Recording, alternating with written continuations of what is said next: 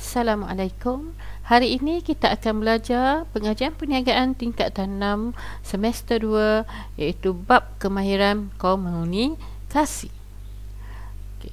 Jadi hari ini kita akan fokus kepada kemahiran mendengar secara berkesan. Okey, iaitu kalau kita tengok di bawah bab kemahiran mendengar, terdapat 3 subtajuk, iaitu proses mendengar, mendengar secara berkesan dan mendengar secara aktif. Untuk hari ini kita akan belajar kemahiran mendengar secara berkesan.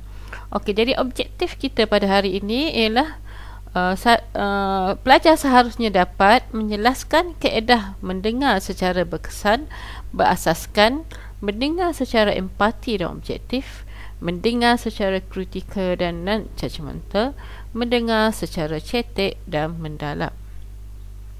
Okey. Jadi ini merupakan objektif yang ada di dalam sukatan pelajaran. Jadi fakta yang ada di dalam ni merupakan fakta khusus. Okey, jadi kita seterusnya kita pergi kepada mendengar secara berkesan. Okey, jadi mendengar secara berkesan tadi berdasarkan objektif tadi terdapat 3 cara. Yang pertama, mendengar secara empati dan objektif. Yang kedua, mendengar secara kritikal dan non-judgmental. Dan yang ketiga, mendengar secara cetek dan mendalam.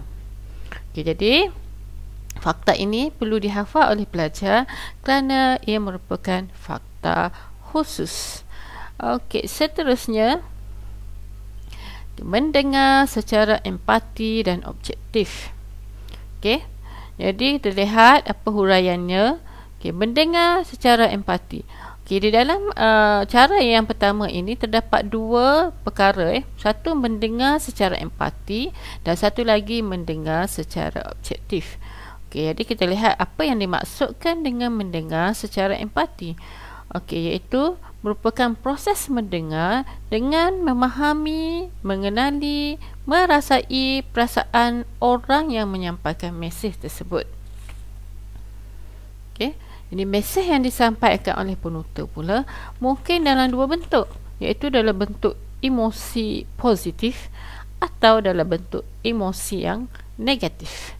Jadi pendengar akan mentafsirkan mesej yang disampaikan dengan menggunakan komponen empati. Antaranya iaitu dengan pemahaman. Yang kedua, pendengar merasai mesej yang disampaikan. Yang ketiga, dengan menyamakan perasaan pendengar dengan perasaan penutur. Dan yang keempat, dengan melihat akan aksi penutur semasa mereka menutur. Okey, jadi kalau kita di dalam kelas, biasanya guru mengajar di hadapan. Jadi salah satu cara mendengar secara empati ialah kita melihat apa yang disampaikan oleh guru. Jadi semasa guru bercakap, kita perlu lihat. Sama juga apabila kita di dalam discussion ataupun di dalam mesyuarat, kita perlu melihat orang yang sedang bercakap. Jadi bila melihat orang yang bercakap, itu maknanya kita mendengar secara empati. Dan pada masa yang sama juga, kita kena samakan perasaan kita dengan perasaan penutur, yang bahagian 2 ni. Jadi masa kita mendengar, sekiranya orang yang bercakap itu dalam nada yang sedih, kita pun juga akan cuba menunjukkan perasaan sedih. Jangan pula orang yang bercakap tu dalam perasaan sedih, kita ketawa. Jadi maknanya kita tidak menunjukkan empati. Okey, kita pergi kepada bahagian kedua, mendengar secara empati, iaitu mendengar secara objektif. Okey, mendengar secara objektif bermaksud menilai maksud mesej yang disampaikan oleh penghantar dengan adil dan tanpa berhak sebelah. Maksudnya kita terima mesej dia, kita dengar dahulu. Okey, jadi iaitu kita cuba memahami dari sudut pandangan penutur. Jadi biasanya mendengar secara objektif memerlukan kita terlibat dalam komunikasi 2 hala, supaya kita dapat mendapatkan mesej yang tepat. Okey. yang cuba disampaikan oleh penutur. Dan pada masa yang sama kita juga berusaha memahami pemikiran dan perasaan penutur. Dan juga semasa mendengar secara objektif ni, kita semasa mendengar kita perlu elak daripada menyinggung perasaan. Kita menyinggung perasaan orang yang menuturkan maklumat tersebut. Okey, jadi kita perlu berusaha menjadi objektif. Maknanya kita perlu adil bila menerima sesuatu mesej. Okey, kita pergi kepada fakta yang seterusnya, iaitu mendengar secara kritikal dan non-judgmental.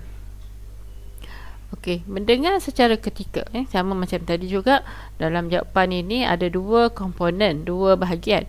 Satu mendengar secara kritikal dan satu lagi mendengar secara non-judgmental. Okey, jadi mendengar secara kritikal ni merujuk kepada mendengar secara kritis dan cuba memahami dengan tepat berkaitan dengan apa yang hendak disampaikan.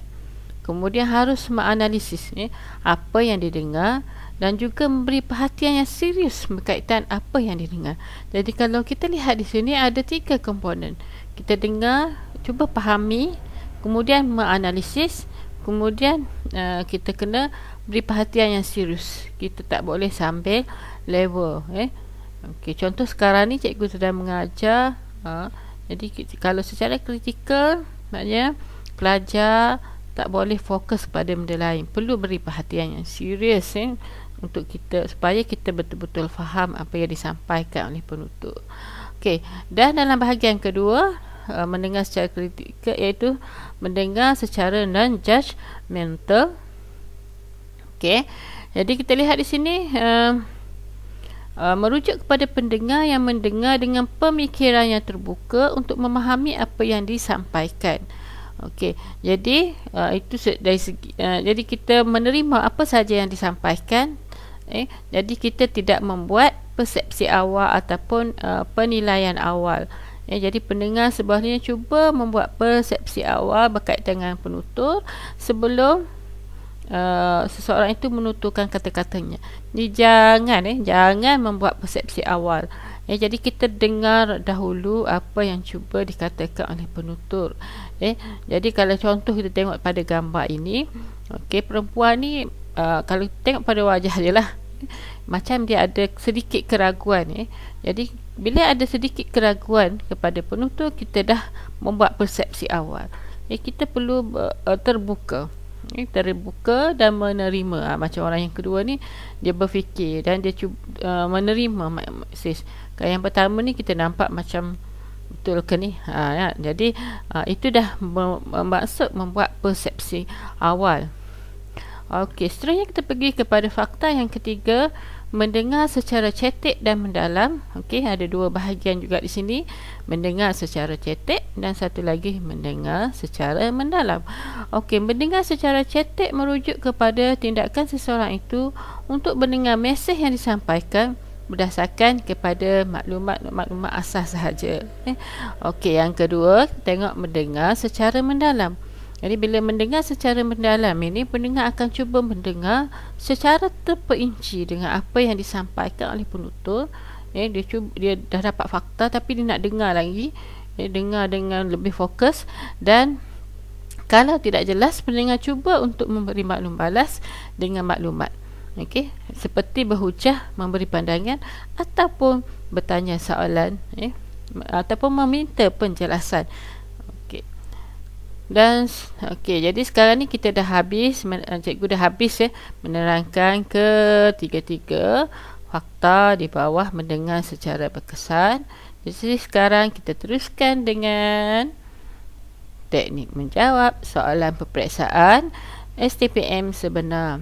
Okey, jadi cikgu akan fokuskan kepada kata tugas dan kata kunci yang ada di dalam soalan. Okey, kita pergi kepada soalan yang pertama, STPM 2017. Okey. Jadi soalannya, huraikan dua kaedah mendengar secara berkesan yang perlu diamalkan oleh seseorang penyelia semasa menerima sesuatu laporan daripada pekerjanya. Okey, di sini kata tugasnya ialah huraikan. Okey, di sini ada perkataan dua. Dua adalah arahan. Dan kata kuncinya ialah kaedah mendengar secara berkesan. Okey, yang kita belajar tadilah.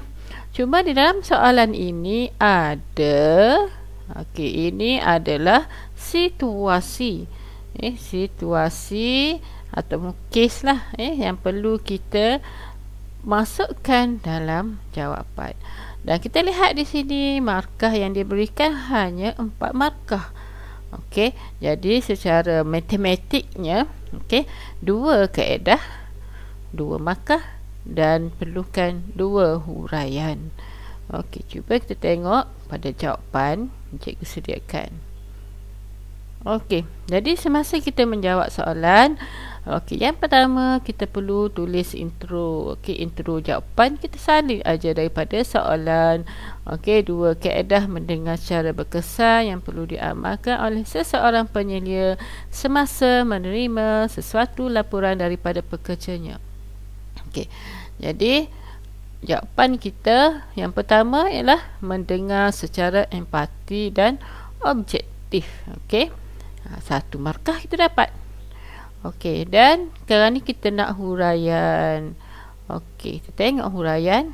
Okey, jadi kita tengok soalan jawapan ini. Penyelia berusaha untuk memahami, mengenali, menghayati dan merasai perasaan yang dialami oleh pekerjanya.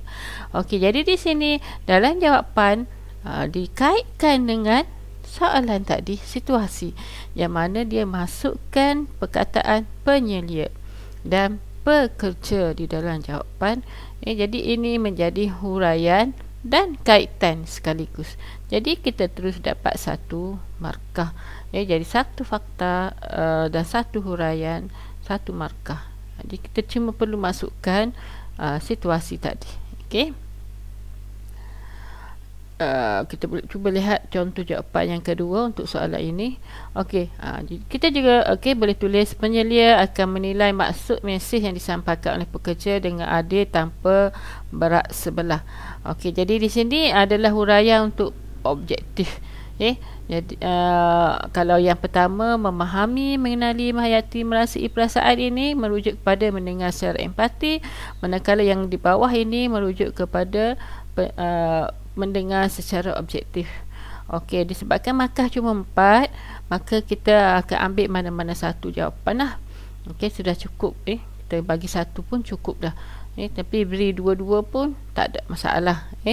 Okey, dan seterusnya kita pergi pada jawapan yang kedua, mendengar secara kritikal dan non-judgmental. Okey, 1 markah untuk fakta. Okey, kita lihat contoh jawapannya. Okey, penyelia mendengar dengan minda yang kritis. Okey, minda yang kritis maksudnya penyelia membuat analisis apa yang dia dengar. Okey, jadi itu maksud kritikal. Penyelia mendengar dengan minda yang kritis dan menganalisis apa yang dia dengar, menilai mesej yang diterima dengan tepat, berkaitan apa yang disampaikan oleh pekerja dan memberi perhatian serius apa yang didengar. Ni panjang kan? Okey, kalau Ustaz pelajar tulis penyelia mendengar dengan minda yang kritis dan menganalisis apa yang didengar daripada pekerja dia, dah cukup sebenarnya. Okey. Okay, tapi kalau penuh macam ni pun tak ada masalah, kita terima jawapan yang bagus. Okey, kita lihat jawapan yang kedua. Okey, ini merujuk kepada non-judgmental. Penyelia perlu mendengar dengan minda terbuka dan mengelak daripada melakukan penghakiman awal terhadap pekerjanya. Okey, jadi di sini pun kita ada buat kaitan penyelia dan pekerjanya. Okey, jadi kita akan terima mana-mana antara jawapan kedua-dua ni lah. Okey, seterusnya, okey, kita lihat. Okey, sebenarnya dah cukup lah 2 jawapan kita. Cuma kita mana-mana jawapan kita akan terima. Kalau okey, kita tengok kita ada 3 fakta. Jadi cikgu cuba beri huraian untuk fakta yang ketiga. Okey, penyelia mendengar untuk memahami maksud mesej yang tersurat. Itu adalah mendengar secara cetek. Okey, dan Kita tengok penyelia juga mendengar secara terperinci perkara yang disampaikan oleh pekerja dan cuba memahami maksud mesej yang tersirat dengan memberi maklum balas. Okey, itu ialah mendengar secara mendalam. Jadi ada dua-dua huraian di dalam setiap ni. Okey. Jadi cuma dalam peperiksaan dia minta 2 kaedah, kita beri 2 kaedah pun dah cukup, tak perlu beri sampai 3 kaedah. Di sini cikgu cuma nak bagi contoh jawapan bagi ketiga-tiga fakta tadi berkaitan dengan situasi yang ada dalam soalan ini. Okey, seterusnya kita pergi kepada soalan STPM 2019 ulangan nombor 8. Jadi kalau kita lihat soalan yang sama, huraikan 3 kaedah mendengar secara berkesan antara penyelia dan pekerja. Okey, cuma di sini dia nak 3 kaedah. Okey, jadi 3 kaedah, huraikan dan 3 markah. Jadi apa yang cikgu jawab sebelum ini, kita boleh guna balik di sinilah. Tadi cikgu bagi 3 jawapan, maka itu jawapannya sebenarnya. Jadi huraikan 3 kaedah mendengar secara berkesan. Okey, jadi soalan yang sama sahaja, cuma yang diubahnya adalah 3 dan 6 markah. Maknanya kita perlu beri ketiga-tiga fakta yang ada. Kalau pelajar hanya bagi 2, maknanya pelajar dah hilang. Walaupun hilang fakta lah. Katakan pelajar beri tadi fakta pertama, pelajar bagi fakta dan beri 2 huraian, kita hanya akan beri 2 markah. Okey, seterusnya kita pergi kepada soalan katakan soalan target lah. Ini soalan target cikgu. Okey, cikgu target mudah-mudah je, iaitu nyatakan. Okey, jadi nyatakan 3 kaedah mendengar secara berkesan. Okey, jadi di sini apa yang cikgu nak ni ialah nyatakan. Jadi bila kita nyatakan kata tugas nyatakan, maka kita hanya perlu nyatakan tanpa memberi huraian. Apatah lagi soalan ini tidak ada situasi, jadi kita tak perlu huraikan. Jadi kita lihat contoh jawapan, mudah saja. Yang pertama, okey, ada intro dia, 3 kaedah mendengar secara berkesan. 1, mendengar secara empati dan objektif. Kedua, mendengar secara kritikal dan judgemental. Dan yang ketiga, mendengar secara cetek dan mendalam. Jadi tak perlu kita beri huraian dalam setiap jawapan ini. Cukup dengan hanya menyatakan kaedah tersebut dan pastikan lengkap. Pastikan kita memberi jawapan yang lengkap. Okey, jadi seterusnya kita lihat pula apa kesilapan pelajar semasa menjawab soalan. Okey, ini cikgu lihat pada pelajar-pelajar cikgu yang lepas lah. Jadi kita tengok apa yang selalu pelajar buat. Okey, yang pertama, pelajar memberi jawapan yang tidak lengkap. Macam mana tak lengkap tu? Okey, contoh contoh fakta pertama, kaedah dia mendengar secara empati dan apa? Mendengar secara empati dan objektif. Jadi pelajar hanya ingat setakat ni saja, dia tak ingat perkataan objektif agaknya, maka jawapan ni tidak lengkap. Kita tak terima jawapan yang tidak lengkap, kosong markah. Okey, yang kedua, hanya menyatakan fakta tanpa huraian bagi soalan dengan kata tugas huraikan, terangkan dan jelaskan. Kata tugas dia huraikan, terangkan, jelaskan, tapi pelajar jawab seperti soalan nyatakan, hanya nyatakan fakta sahaja tanpa huraian. Jadi tak ada markah huraian, rugilah. Kita walaupun katakan soalan dia nyatakan 2 kaedah, kita beri 3 kaedah, kita hanya akan dapat 2 markah. Walaupun kaedah yang ketiga itu betul, sebab soalan ini perlu kita beri huraian. Kita hanya dapat 2 markah walaupun kita beri 3 kaedah. Okey, dan yang ketiga, tidak dapat memberi contoh yang sesuai bagi soalan dengan kata tugas jelaskan. Okey, jadi jelaskan contohnya. Okey, disuruh jelaskan kaedah mendengar secara empati dan objektif, disuruh beri contoh. Okey, jadi kebanyakan pelajar sukar memberi contoh, tidak memberi contoh. Jadi bila soalan jelaskan, kita kena beri fakta, kita kena beri huraian dan kita beri contoh. Okey, kalau soalan kaitan kes tadi, kita ambil kaitan kes tu sebagai contoh dalam huraian. Kita dah tamat untuk mendengar secara berkesan. Okey, jadi pelajar-pelajar boleh rujuk kepada video cikgu untuk proses mendengar dan mendengar secara aktif. Okey, setakat ini saja untuk hari ini. Okey, jumpa lagi dalam video cikgu seterusnya. Assalamualaikum warahmatullahi dan salam sejahtera.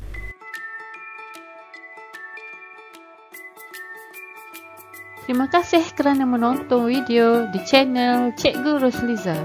Sebelum anda meninggalkan channel ini, sila like, subscribe and share supaya anda akan menerima video-video cikgu seterusnya dan lebih ramai orang yang dapat menonton video ini dan mendapat kebaikan daripadanya. Sekian, terima kasih.